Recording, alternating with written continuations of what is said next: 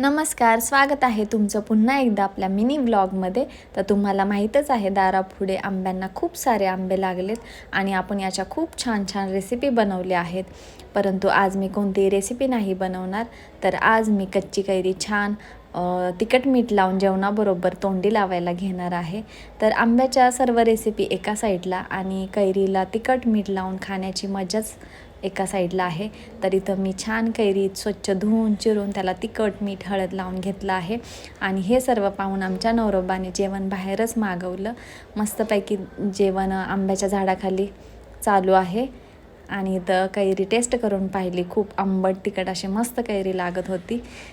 भाकरीबरोबर तर एक नंबर लागते. आणि ही कारल्याची भाजी आहे, दारातच वेल आला त्याची मी भाजी बनवली आहे, त्याची रेसिपी पण टाकणार आहे.